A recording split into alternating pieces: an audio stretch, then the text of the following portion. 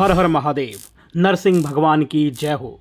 प्राचीन पर्वों की यानी सनातन पर्वों की यही तो सुंदरता है कि इनके पीछे पौराणिक राज हमें आकर्षित करते हैं। न सिर्फ आकर्षित करते हैं बल्कि उनका अभिप्राय और इनका इतिहास हमारे लिए सुखद संदेश भी देता है। आज हम बात करेंगे होलिका दहन की कि वो क्या हमें संदेश देता है और उसका क्या अभिप्राय है।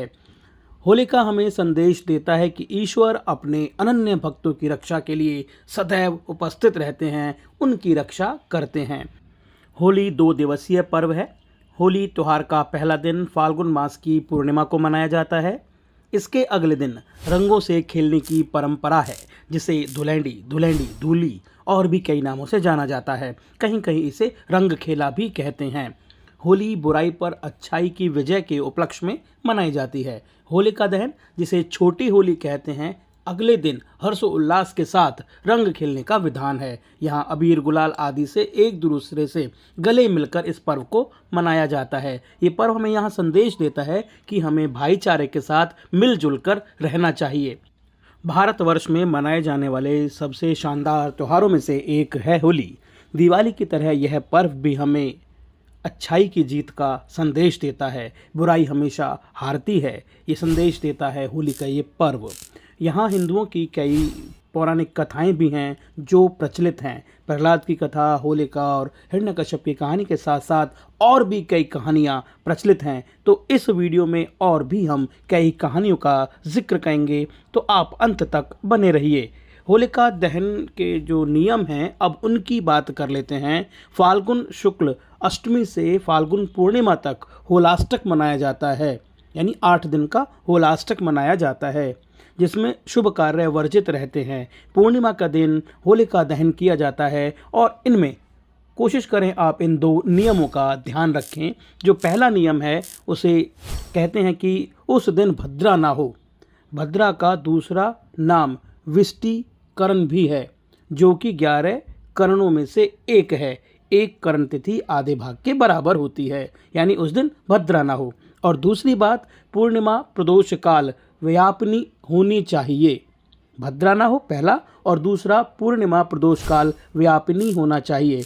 सरल शब्दों में कहें तो उस दिन सूर्यास्त के बाद 3 मुहूर्तों में पूर्णिमा तिथि होनी चाहिए।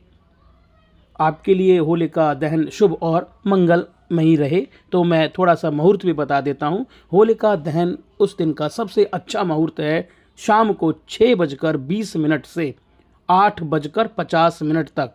ये होलिका दहन का सबसे सुंदर, शुभ और मंगलमयी मुहूर्त है। तो आप अगर अपने गली मोहल्ले के बाहर या कहीं भी होलिका दहन कर रहे हैं तो इस मुहूर्त का ध्यान रखें। चलिए अब बात करते हैं होलिका दहन की प्रचलित 2 कथाओं के बारे में।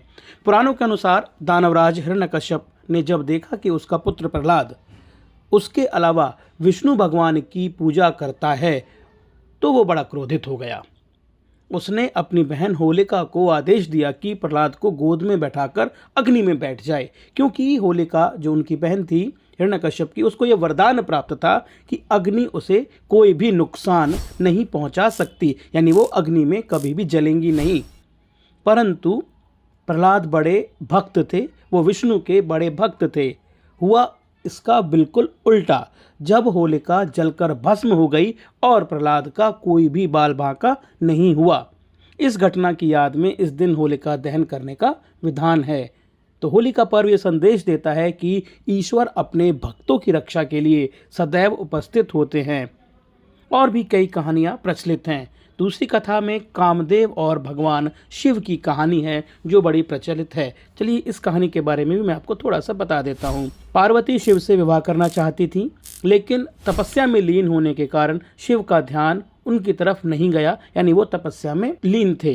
कामदेव ने इस तपस्या को भंग करने के लिए शिव और पार्वती का विवाह संपन्न करने के लिए अपना पुष्पबाण शिव पर चला दिया। तपस्या भंग होने पर शिव को इतना क्रोध आया कि उन्होंने अपने तीसरे नेत्र को खोल दिया, जिसकी क्रोधाग्नि में कामदेव भस्म हो जाते हैं। कामदेव के भस्म हो जाने पर उनकी जो पत्नी थी रति, वो रोने लगती हैं। शिव से वो उनको जीवित करने के लिए प्रार्थनाएं करने लगती हैं। अगले दिन जब शिव का क्रोध शांत हुआ, उसके बाद उन्होंने कामदेव को पुनर्जीवित किया। कामदेव के भस्म होने के दिन हम होलिका दहन करते हैं, यानी होलिका जलाते हैं और उनके जीवित होने की खुशी में रंगों का त्यौहार होली मनाते हैं। ये दो कहानियाँ मुख्य रूप से प्रचलन में थीं जो मैंने आपको बताई।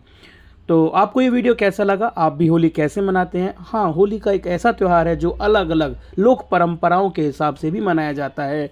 कहीं पर लठमार होली, जैसे ब्रज और बरसाने की होली बहुत फेमस है। कहीं पर फूलों की होली, मंदिरों में फूलों से होली की जाती है। अलग अलग तरीके से होली को मनाने का विधान है। बस आपसे एक छोटी सी ये मैं रिक्वेस्ट ये करना चाहूँगा, आप किसी भी तरह से होली मनाएं, लेकिन उसमें भांग और नशे का इस्तेमाल ना करें, क्योंकि ये पर्व मिलन का है। तो इसको आप प्रेम और सौहार्द के साथ, रंगों के साथ मनाएं और ऐसे मनाएं जैसे हम सब एक हैं, सारा संसार एक है। प्यार, मोहब्बत, भाईचारे के साथ इस पर्व को मनाएं। आपके लिए होली शुभ हो। आपको होली की बहुत बहुत शुभकामनाएं। हैप्पी होली।